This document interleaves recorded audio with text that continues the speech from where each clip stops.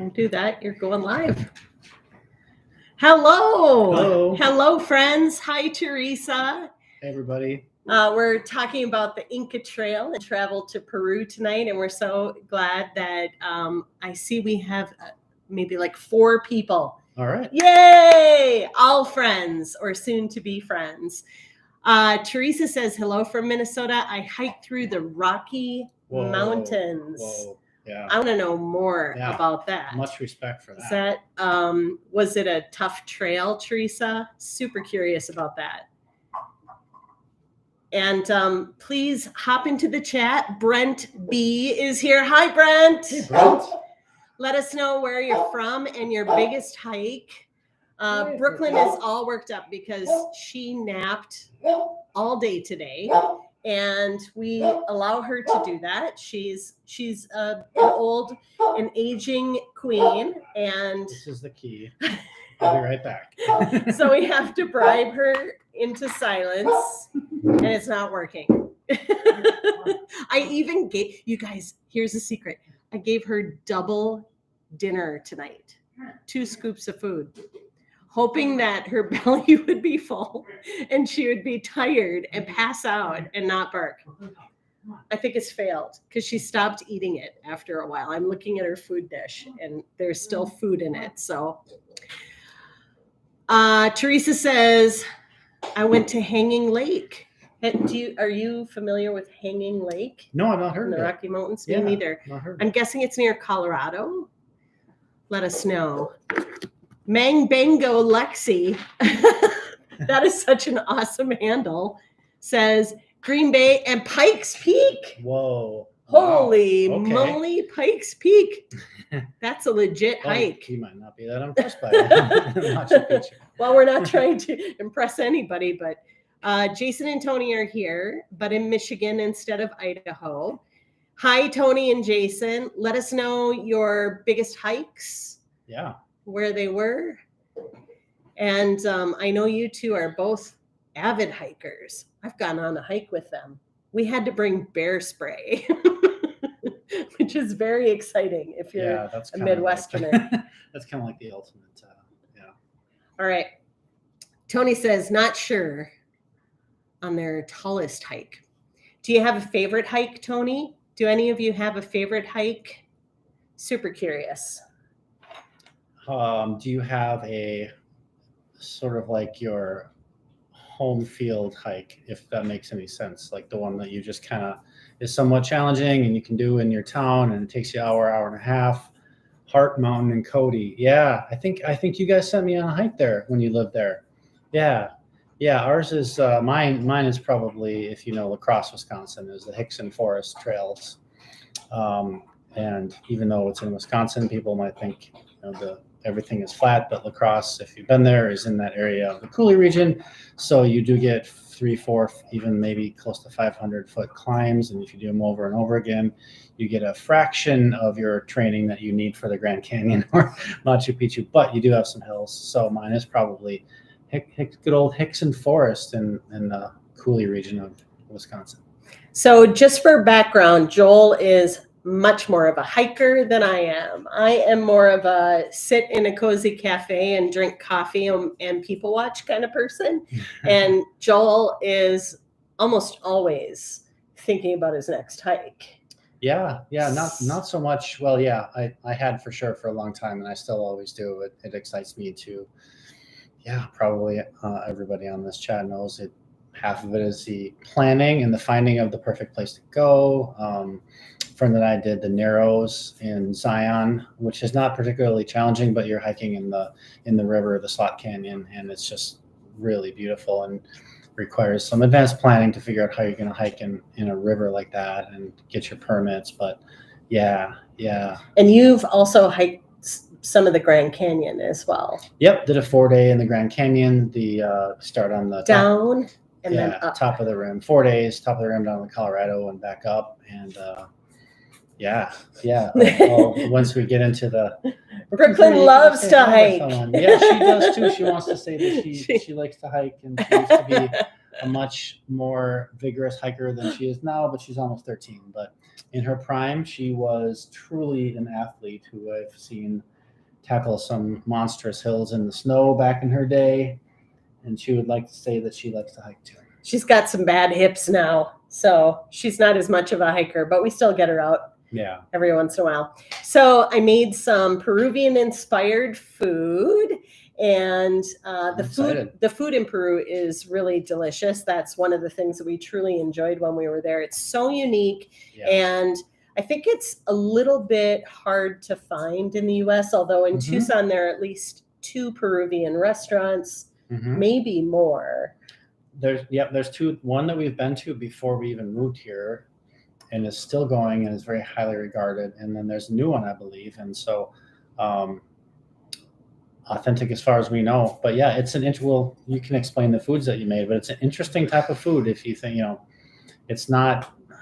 I don't know a lot of typical South American. I know Argentina is big on big old steaks and meat, and other places you think of like arepas and things like that. Maybe that's more central.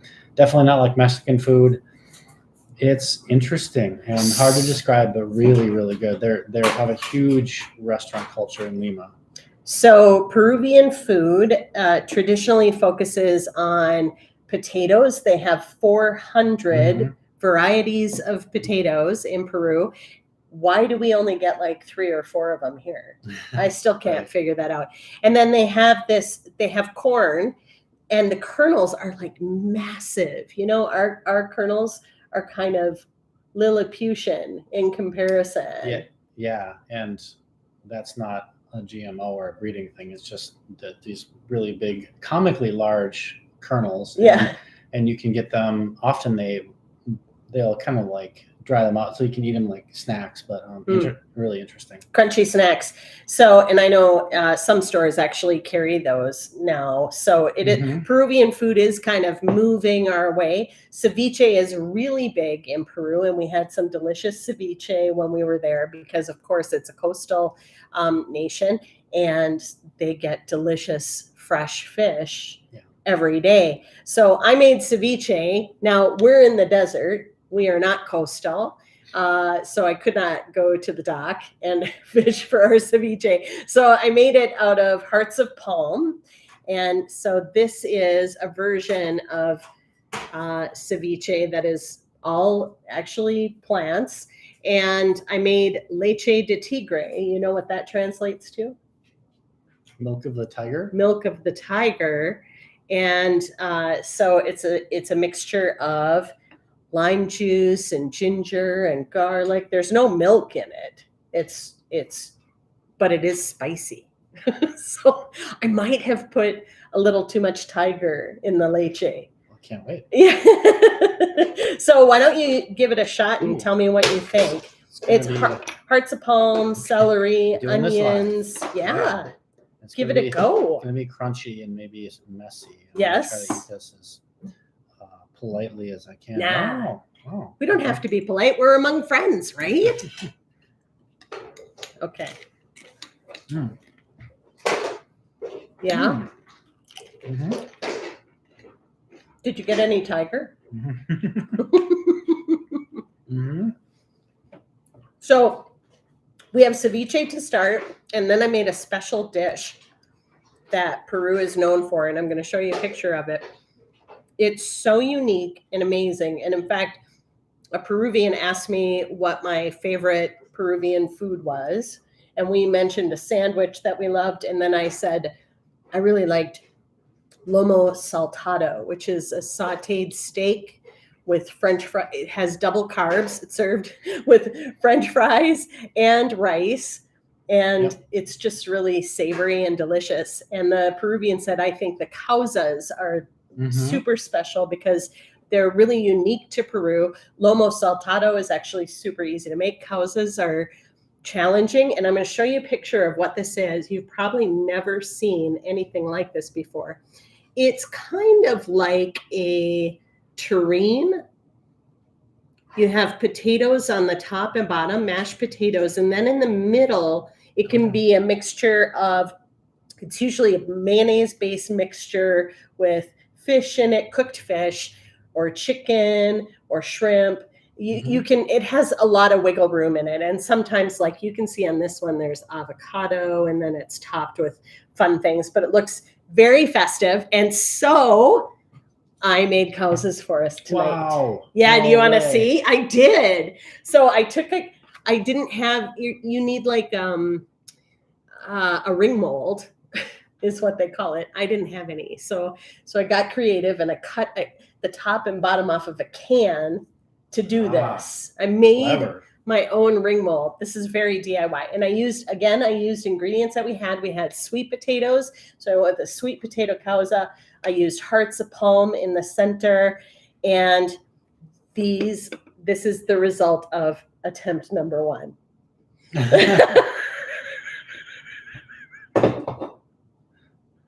Look how delicious. And what a showstopper. Nailed it, right?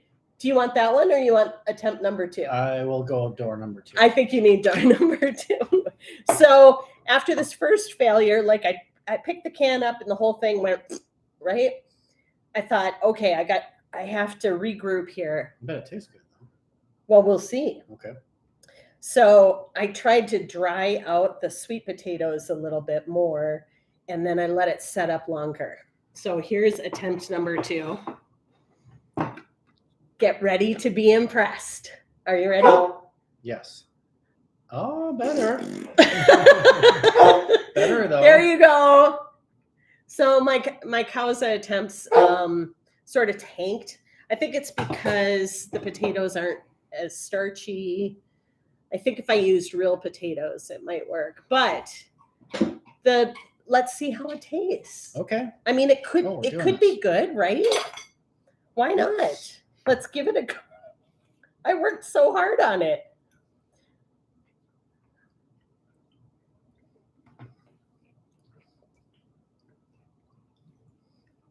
What do you think? I think it tastes really good.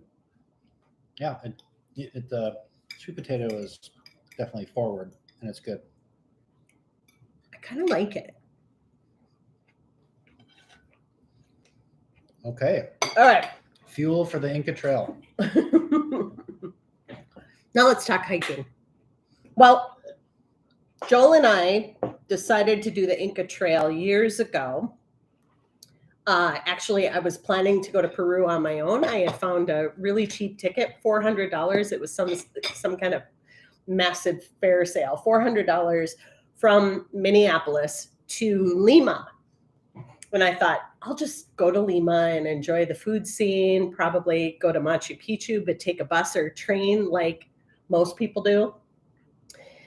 And then, hopefully you're okay with disclosing this, Joel had a reading with a psychic. A friend of hers who has psychic gifts, legitimate psychic gifts.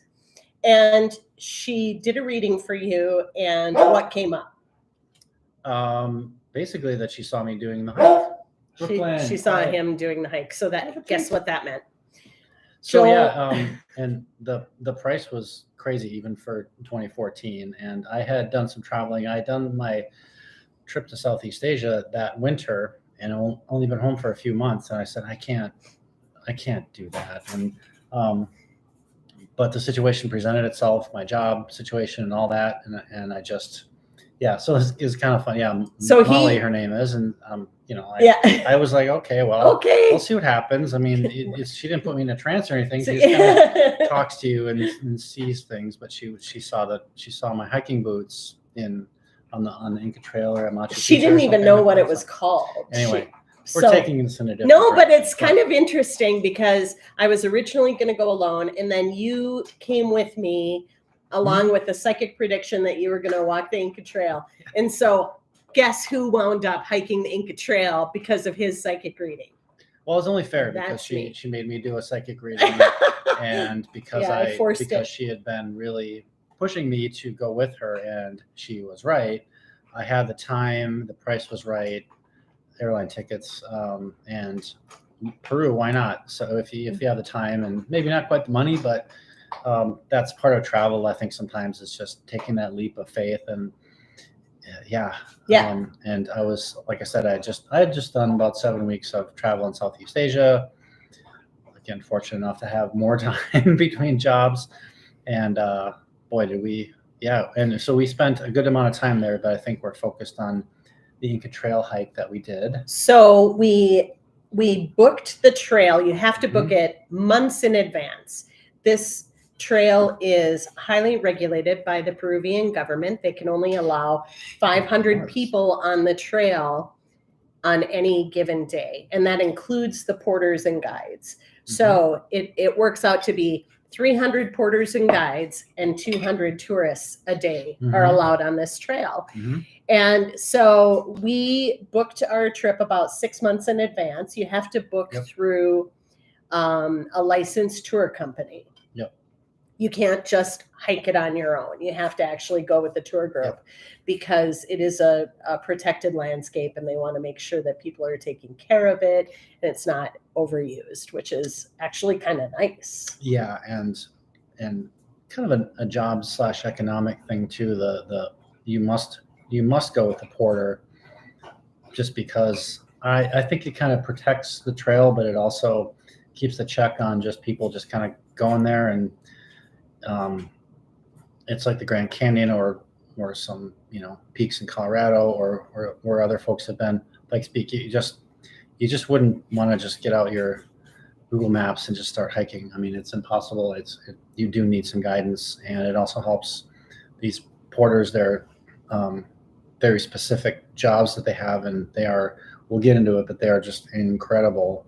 And so, but you have to arrange all that beforehand and kind of know what you're doing and know exactly when you're going to be there because they reserve the trail section of time that you're going to be on. So do plan ahead if you want to do it. I wouldn't just say, I'm going to go to Peru and then be sitting having a pisco sour and say, let's go hike the Inca Trail. Because you won't be able to. Yeah, you'll be disappointed. So you have to book through a tour group, and usually if it's a good tour group, they will handle the permit situation. You need a permit to hike the Inca Trail. So that's how they monitor how many people are on the trail on a given day. So when we booked it, it was years ago, and the pricing has gone up somewhat. But what I have found in my research recently is that the reputable tour companies, and you want to go with a reputable one, the trip will average between $600 and $750 for the classic 3-night, 4-day hike. So that's on the classic Inca Trail, the official Camino Inka. There are other pathways that you can take, and some are harder, some are easier. So depending on your ability and how much you want to challenge yourself, those are some considerations for you. And of course, the pricing fluctuates according to which trail you choose. So the tour group that we chose is called Peru Treks. And back when we used them, they had perutrex.com. That website is gone now, but there is a perutrex.org, and I'm pretty sure it's the same group. We were happy with them. We did some research beforehand to make sure that we found a company that treated its porters well, because there are some that do not. And this is an important consideration because most of the porters are Quechua, and they are men. So they are indigenous people, and they are male, and they bust their butts to help the hikers. Yeah, they sure do. So you can choose to, I don't think you can choose to just take everything. They're going to take something, and even if it's just a little bit of the food, you can have one, I believe, take everything, which we didn't. But they have these like really primitive, it's like a giant duffel bag that probably runs from like their knees to over their head and is maybe this wide. And there's no like expensive backpacking tech involved too. In fact, some of them just had these kind of straps. So imagine it, like probably, I think they have to weigh in at checkpoints. They cannot overload the porters. They have to weigh. So, and I think it was something close to like 125 pounds or something. Total. Yeah. And so for us, you can pay extra, and they will carry like 15 to 20 kilograms of your stuff. Yeah, you want to carry, your water, but also some of your just belongings. But maybe I'm Or wrong is about it the 100. 15 to 20 pounds? Yeah, but it was a lot. Maybe it was more like 90 pounds. I'm not sure. I should probably have checked that, but it's a lot. And they just have these little straps and they wear like sandals, like beach sandals. Yeah. And bare toes. They just go. And they're climbing over rough Yeah, terrain. yeah. So it's actually super humbling as a hiker from the US. Like we bought expensive hiking gear and expensive boots. Yeah. And these guys are so strong and so fast. And they would carry 10 times as much stuff as we did. And they would run ahead of us, essentially run, get to the campsite, set up camp, set up all the tents, cook the meals, and then clap for us as we arrived at the campsite hours later. So really humbling, and just a rebuke of that you need the most expensive gear, or you can't hike, or you need the most expensive gear and the best shoes. Now, that being said, they grew up with this. I wouldn't go in beach sandals or something that doesn't protect or support your ankles. But I mean, they were still winded and sweating, and they were just doing it. And so, it's humbling, because you're like, oh my gosh, here I am. I've got, not super high end gear, but we had good gear. And changes of clothes, and they just had t-shirts and shorts and sandals and these basically giant, like oversized flour sacks with two little thin straps that must just dig into their shoulders. And then they just, it was quite something, like just quite a human feat of achievement. So do you guys want to see some photos? Because I did try and figure out how to share photos with you. And I'm going to see if I can do that. And you eat. Okay, Teresa says yes. So I'm going to share my screen. Let's see. Window. Yes. Oh, let's share this one. Okay. All right. Start with Lima. Because we arrived into Lima. Now,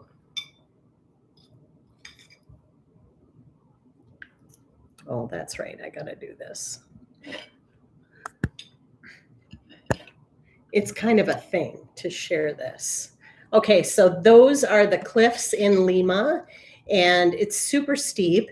You can see it goes down to the ocean. There's actually a really great restaurant that we went to called La Rosa Nautica. Great, not necessarily because of the food. It's a great view. You're sitting at the end of a pier. The water is splashing up on the sides of the restaurant. It's really, really beautiful. And we had pisco sours there, I think, which is shocking. Oh, there they are. This is actually our last night in Lima. We had pisco sours and celebrated before we headed out of town. This is at the Larcomar Mall, which is a super gentrified area in Miraflores in Lima. It's beautiful. The restaurants are nice. The pricing is favorable if you're American.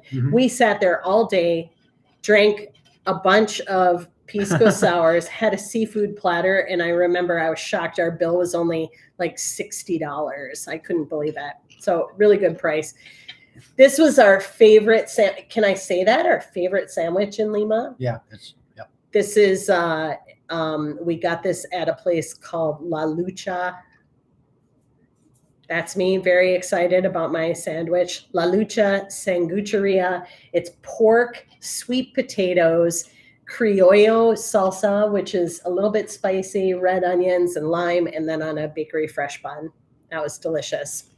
So that's Lima. And now I'm going to take you to Cusco, because when you hike the Inca Trail, what you have to do is take a few days in Cusco to get used to the altitude, because you're already at a high altitude. So when we got there, it took Joel a little bit to acclimatize, they call it. Yeah, it sure did. so it makes you really tired at the higher elevation, and you can't get quite enough oxygen sometimes. So when you were resting in bed, I was like all excited. And I was like, I'm going to walk around and see some stuff. So I came across this little festival.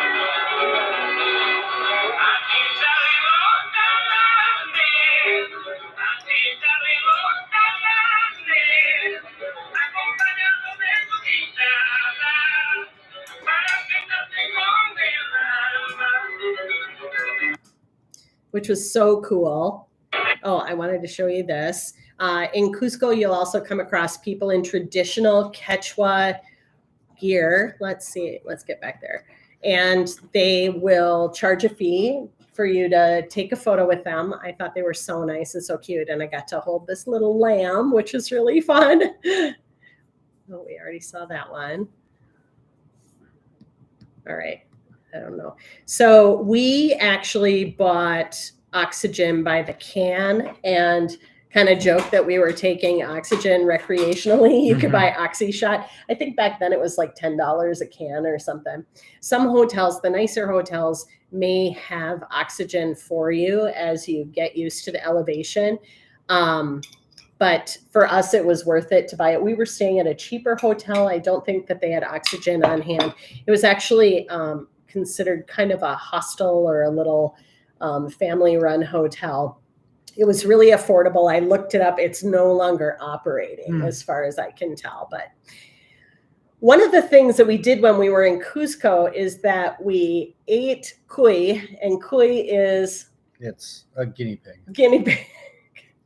And so this actually is kind of an embarrassing moment for us. First of all, that poor animal looked so sad, and we had this massive platter of food in a country where a lot of people are living on limited income. So it felt like really gross on many levels. On many levels.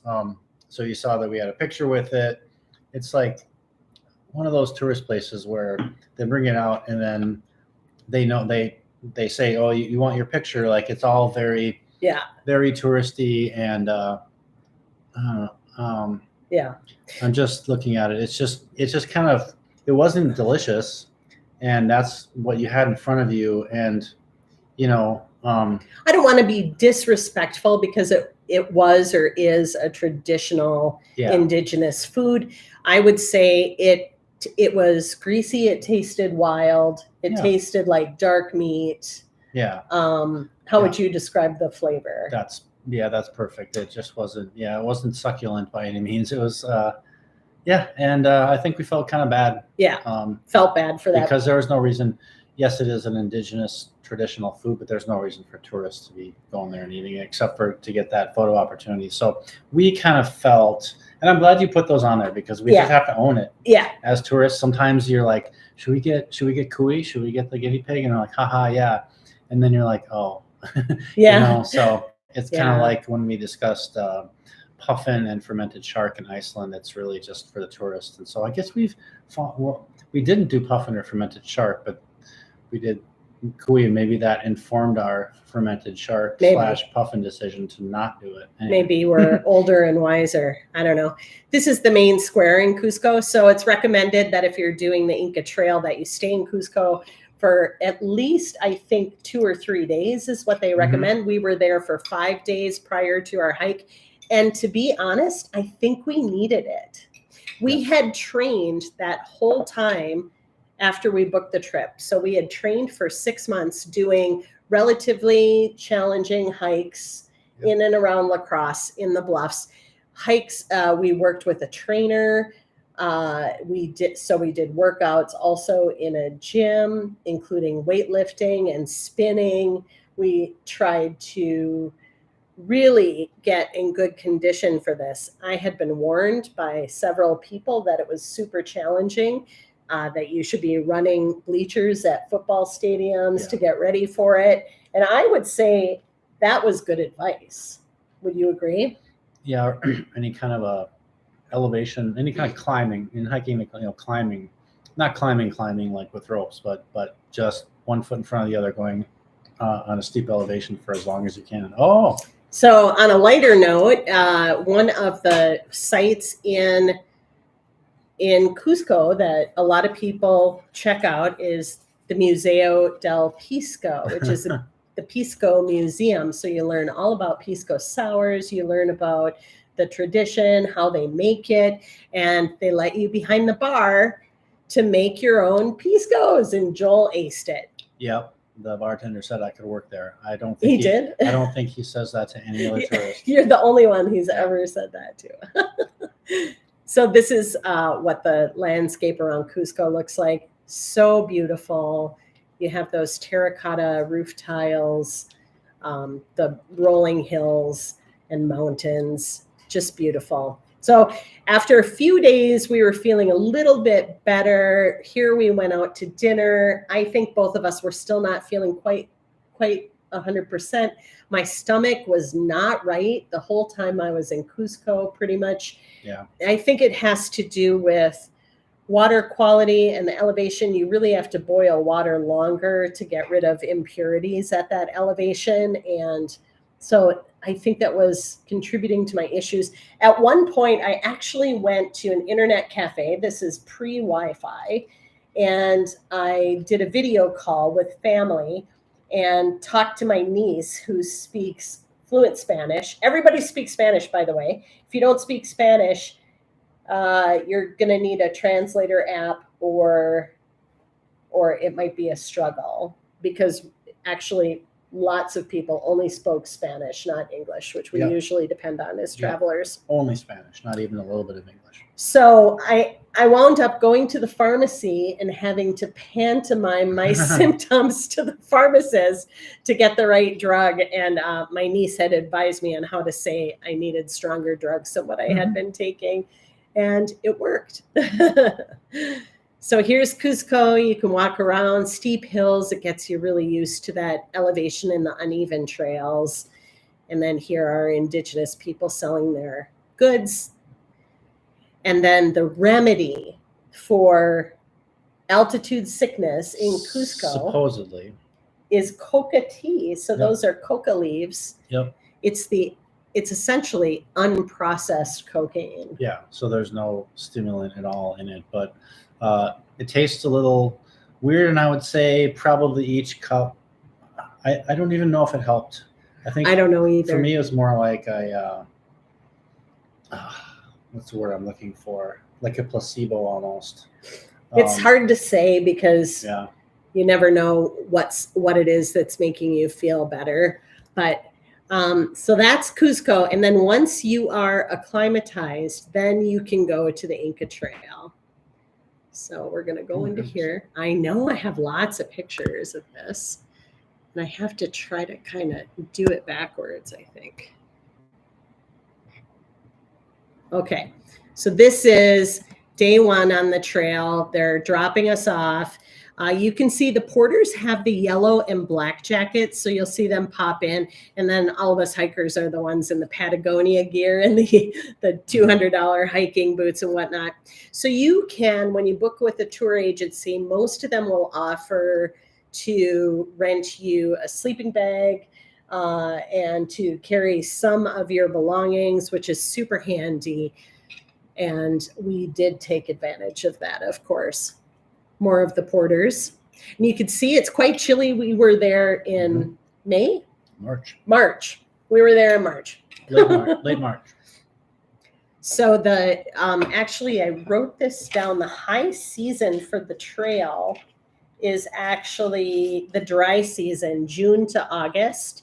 The wet season is December to March, and the trail is actually closed in February due to the risk when the trail is wet, when it can get super slippery in the rain. And we did encounter that when we were there.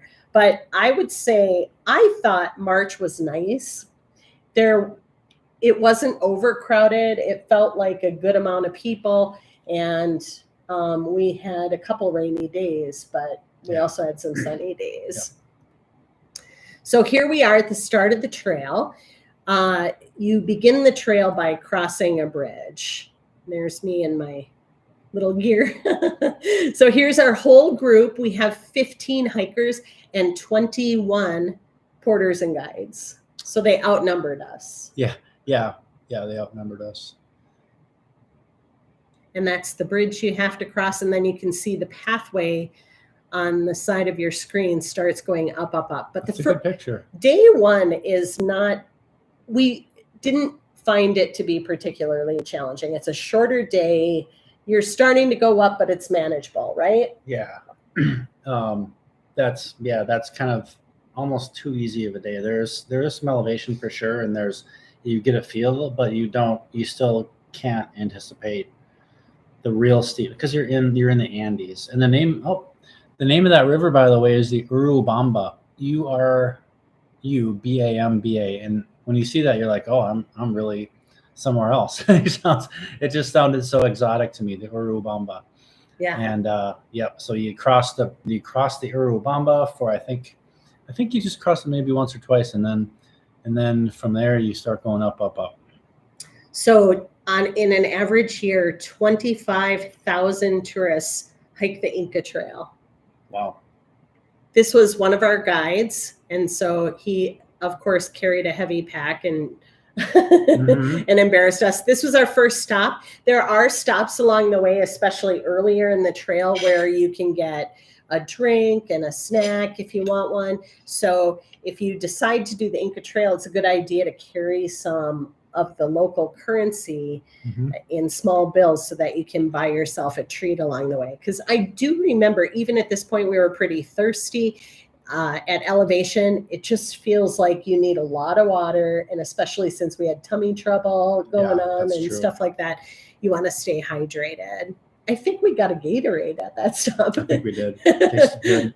So earlier in the trail, you do see some pack animals, and these are mainly locals who are transporting goods either to those little shops, or they might be involved with some of the hiking companies. But the pack animals kind of drop off the scene after day one, or maybe early in day two. Right. Yeah, we didn't have any in our tour. Nope, we did not. And you come across ancient Incan sites pretty early on. I remember I was shocked. We came across this one day one, and I mean, it was already amazing. Yeah, they're just sprinkled, and they know the names and they're on the maps, but you don't know that you're going to see them. You think you're just going to go all the way up to the top and see, but they're sprinkled all across the trail. It was the Inca Trail up to Machu Picchu was partially defensive. It was a defensive stronghold, Machu Picchu was, but along the way, some of these were like irrigation and farms that you can see. This was probably a farm, but some of them were kind of like military outposts along the way, because at first they were concerned about other nations, other Incans, and then they were concerned about the Spanish. I think it's this one, Lactapata. And I'm probably butchering that word. So all of our porters actually spoke Quechua, and our guides did as well. So sometimes, and our guides spoke Spanish and English. So they were at least trilingual. The porters only spoke Quechua as far as I could tell. And anyway, so all of these places are in Quechua, in the Quechua language. So again, they're difficult to pronounce. So there I am at that site. And of course, so many beautiful things to take pictures of. They served really good food. I mean, kind of mind-blowing. It felt a little bit like glamping at times if it wasn't so hard, because the hiking was hard. But this was prepared by our two guides and the porters. This is the food they put in front of us. Simple rice and some veg. But I mean, this is, and salmon. This isn't like bags of rehydrated hiking chow. No, it was fresh, delicious food in multiple courses. And here they are setting up our tents for the evening. For you after their day of work. As their day of work continues. So you feel a little, you can see the two guys, you kind of feel like that, like, should I be helping? Oh, that's me in the light blue in the back, just like, should I be helping? With the little tan hat. But they don't, but they do it for you, and they do a great job. but they should be more tired than you. They should have their feet up by that point. But Yeah. Again, you don't have a choice. You can't just say, I'm going to do this by myself, all by myself, like a backcountry hike you might do here in the US. You cannot. You have to have guides and porters. And the porters even cooked a birthday cake for somebody in our group, I remember, who had a birthday when we were on the trail. So, of course, beautiful mountain scenery. The trails sometimes get uneven. I would say for the most part, they are uneven and sometimes narrow and dicey, but we felt safe the whole way, right? There they are. This is what the porters carry. Yeah, so that's a good shot. You can see they've got a lot. Yeah, they're packed. They're loaded down. And we had almost nothing to carry. There's another little drink stop. And I think at this point, this is still day one. And I said something to Joel. I said, it's not very hard yet. And he said, he made a reference to a classic SNL skit. He said, don't taunt Happy Fun Ball, which is our code word for, because Happy Fun Ball, if you taunt it in that SNL skit, it will explode and cause damage to you. Yeah. So after that, I just kind of zipped my lip. This is night number 2. And there's our porters. They were so wonderful. They really were. And this is actually the morning where we were preparing to get to the Sun Gate and get to Machu Picchu. You have to get up super early. Before the sunrise. It was like 4 a.m. when we got up and packed up and started our hike in the dark. And then you have to wait to get through a checkpoint. Yep. There's a checkpoint. They control the trail. And so you're up while it's still full dark. So of course you get up and kind of stumble around, and the porters bring all their, they break the camp for you, and then you just got to go on and wait on the trail. You have a little bit of a hike, but you're in the pre-dawn darkness. I remember seeing the Southern Cross. That was kind of blew my mind because we were below the equator. Both. We're below the equator. So then you have this final stretch, but it's actually a couple hours of hiking to get to the Sun Gate. And our guides were really, I want to say aggressive, but that's not quite the word. They really pushed us. So we hiked this super fast. And the reason for that is they want you to get ahead of other hiking groups so that you get the best view when you arrive at the Sun Gate. And so there was sort of a competitive air to it. And I remember these hikers ahead of us, they were kind of our hiker buddies on the trail. I remember the guy there said, I wish we could slow down so that we could really appreciate, because it was so beautiful and we were just rushing past it. Yeah, he was trying to get us in good position. And we were going so fast and the earth was so uneven that one member of our group actually twisted her ankle, and she also had some altitude sickness. That's right. So if nobody knows how you're going to react to the altitude, and it can be different from time to time. And if that happens on occasion, if it's serious, they'll airlift someone out because there really isn't an easy way to do it. So, and then we arrived at Machu Picchu. Super emotional. This is the Sun Gate, and you're looking out over the land. There's a road that winds back and forth down that mountain. That is the road that your bus takes as you leave Machu Picchu. Yeah. So no thanks. And it is a white knuckle ride, I tell you, because there, again, no guardrails, very steep. But there it is. This is the view you get.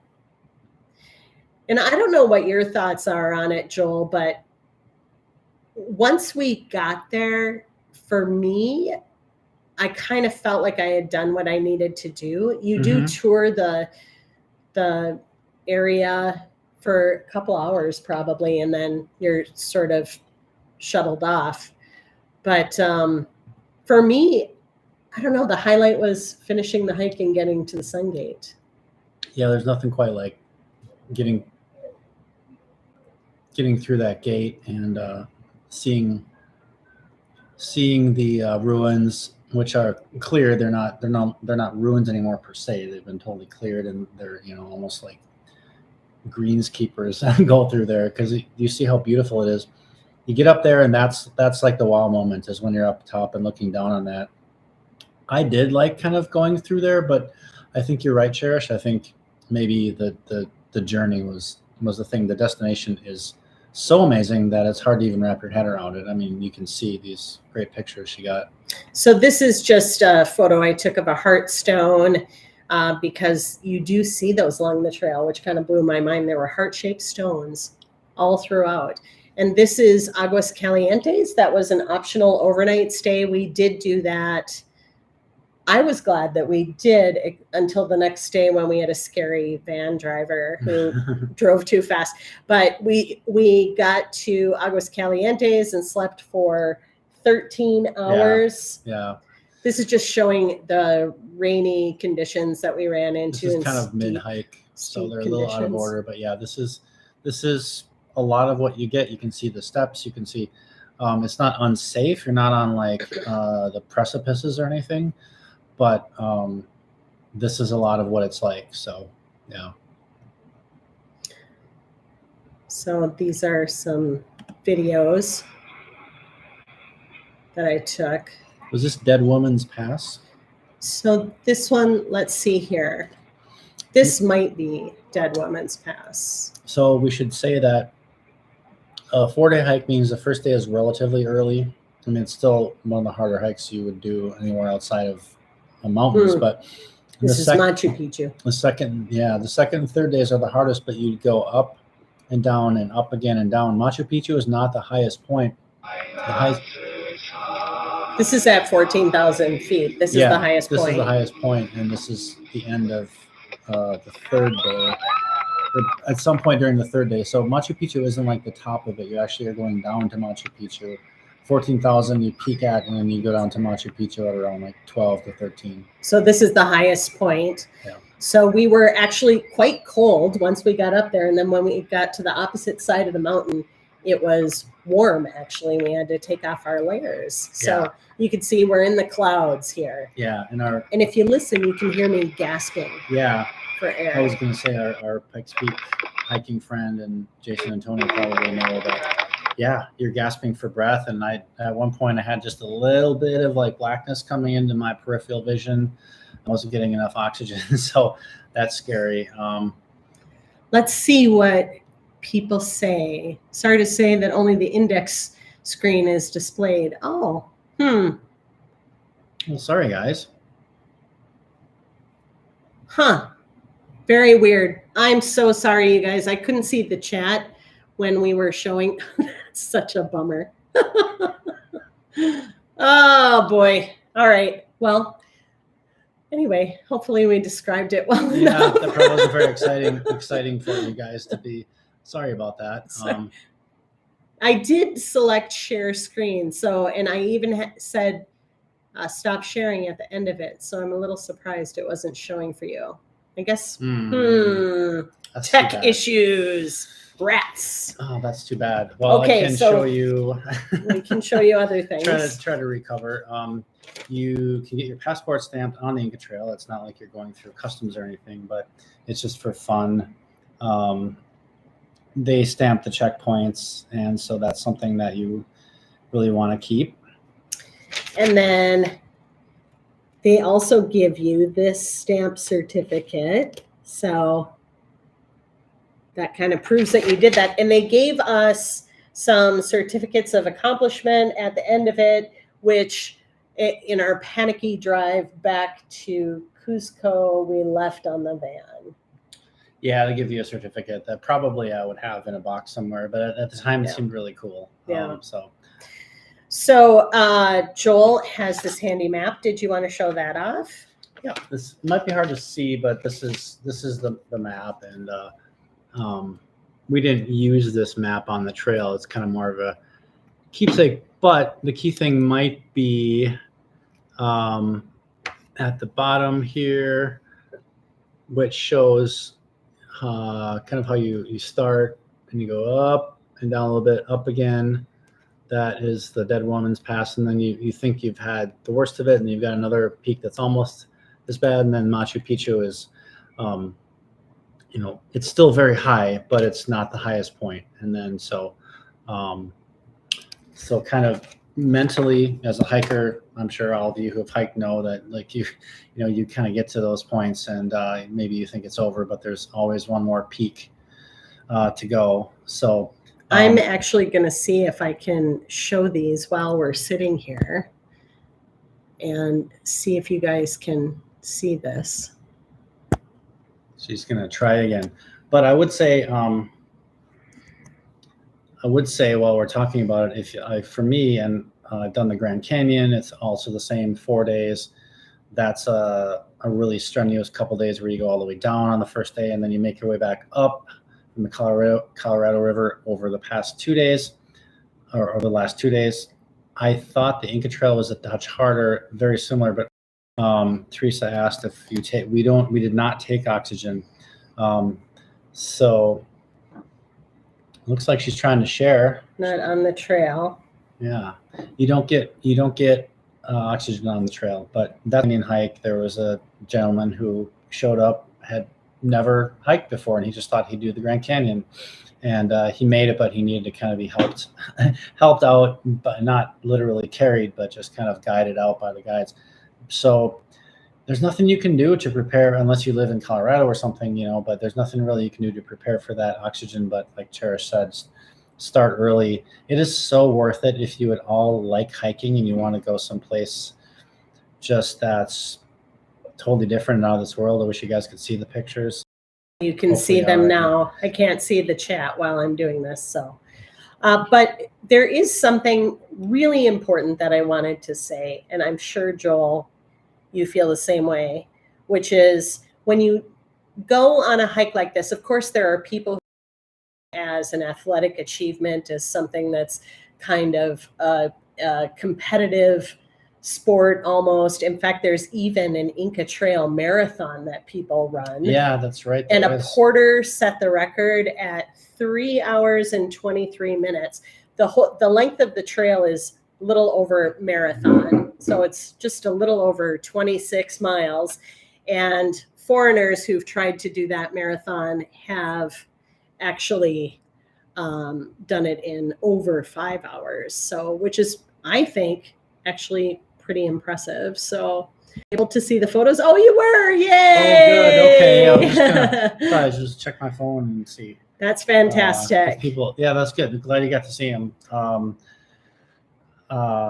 Yeah. So it's if you love travel and you love hiking or even like hiking or maybe even don't like it but want to try it, it's I don't know how getting there, the cost of getting there. This is something we didn't talk about. We found a really good price.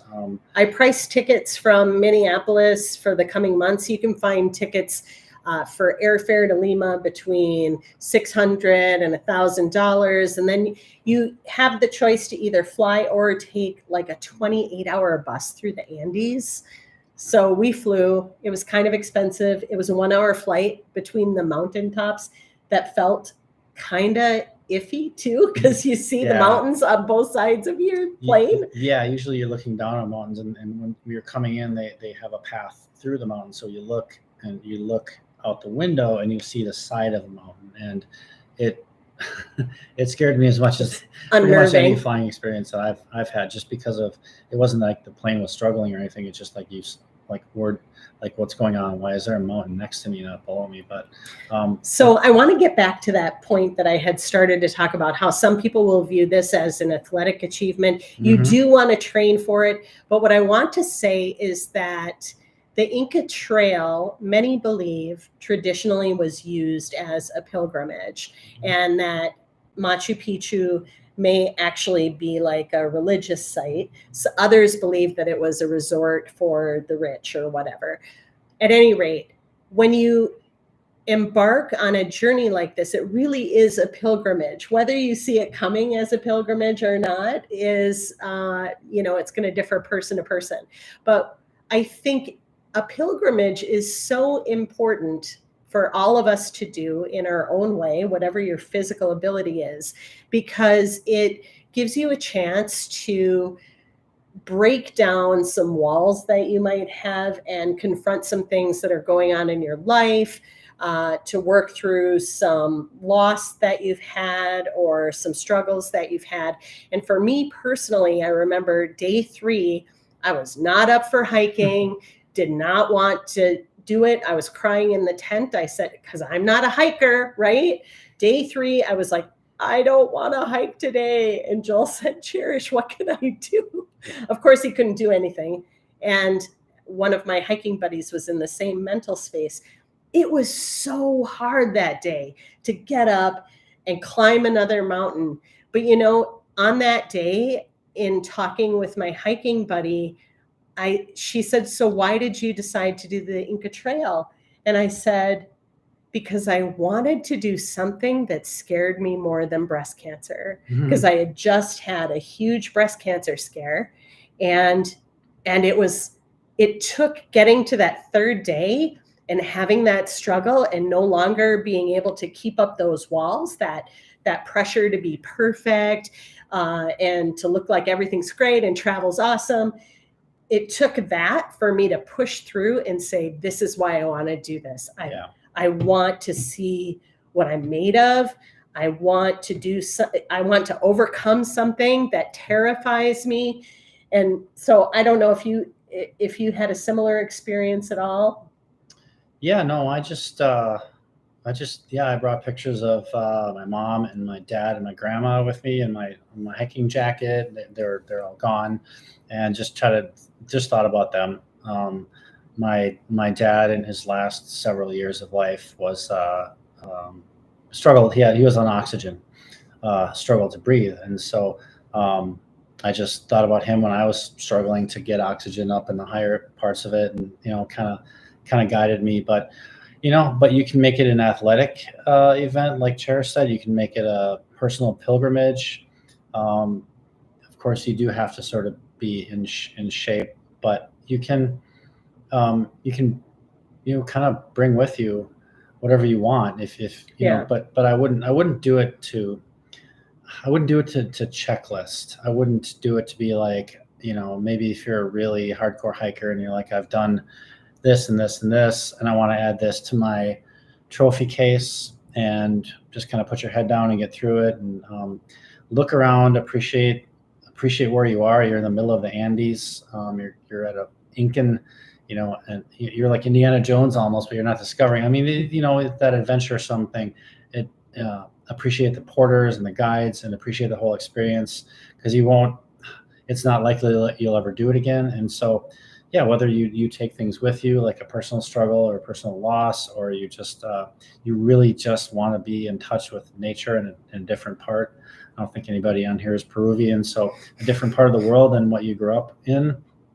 That's all good. It's a really amazing, challenging, but worth it trip, I think. Yeah. Let us know if you have any questions about the Inca Trail or travel in Peru. We're super happy to help anybody who has questions. We did buy a couple of guidebooks. We're big fans of guidebooks. Did we bring this one with us? We did. Yeah. And they're heavy, right? If you have a Kindle, you can bring that, or you can stare at your phone, download something on your phone. We kind of appreciate being able to disconnect from time to time. So it's nice to have printed materials. And I like making notes in books.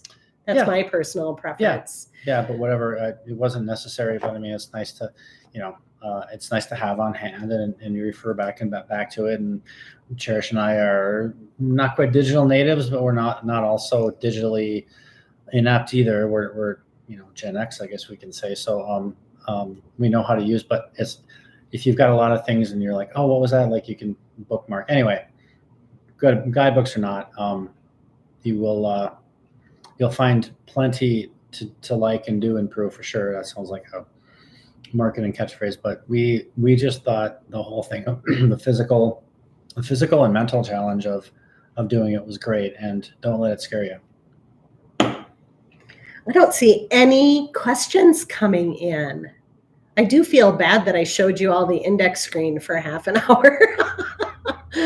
That's really terrible. We'll do better next time, and hopefully you guys all hung with us, and it's kind of just for fun. And Do the porters do this each and every day? It's seasonal, so most of them are actually farmers in when the Inca Trail season is off season, and they'll leave the farm. It's a really good chance for them to earn a higher income for their families, and it is traditional not only to pay for the porters to haul your stuff, but also to tip them at the end. Yeah. And they gave us a recommendation for what that tip was. I remember thinking it didn't feel like nearly enough. Yeah. Yeah. So, like I said, well, like you said before, our group was 19 or something, 20. So hopefully everybody felt a little bit generous, but I mean, it's really hard work, and it's like any seasonal employee. Like some of our dedicated viewers are from northern Minnesota, and they know what it's like to make the most out of that Memorial Day to Labor Day tourist season. So yeah, and it's the same for them. But yeah, good question, Teresa. And I think some of them, I believe, none of them, I mean, they're all farmers. I think some had talked about maybe being fishermen too, but I think most of them were farmers and from the area.